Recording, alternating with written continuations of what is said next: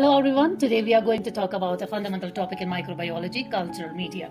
Simply put, a cultural medium is the food we use to grow microorganisms like bacteria and fungi in the lab. Think of it as a special recipe that provides all the nutrients these tiny organisms need to survive and multiply. They are essential tools for everything from diagnosing a patient's infection to study the unique characteristics of a microbe.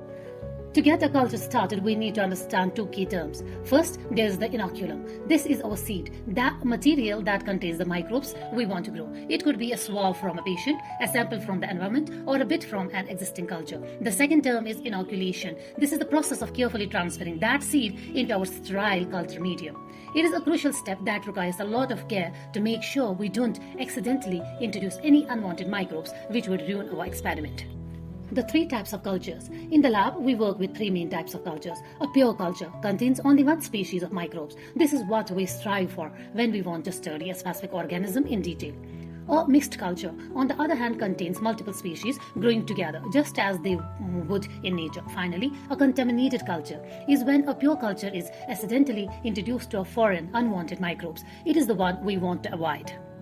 So, what is this food for microbes? The main ingredient are a mix of nutrients like peptones, beef extract and yeast extract, all dissolved in a distilled water. But a crucial component for creating a solid surface is agar.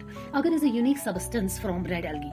It's special because it melts at a very high temperature, but then solidifies at a much lower one. This allows us to pour it while it's still warm and then have it set into a firm, gel-like surface for our microbes to grow on. It's perfect because most bacteria can't digest it, so it provides a stable surface without being a food source. We classify media in a couple of ways. The first is by its physical state. Solid media contains agar and allow microbes to grow as distinct visible colonies. This is great for separating and identifying different species. Liquid media or broths contain no agar and are used for growing large number of microbes. Semi-solid media have a lower concentration of agar and are often used to test if bacteria are motile. The second way we categorize media is by what we use them for.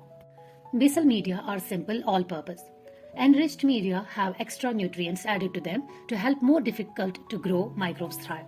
Selective media are designed to inhibit the growth of unwanted microbes, allowing only the ones we are interested in to grow. Indicator media help us identify microbes by changing color based on their biochemical reactions.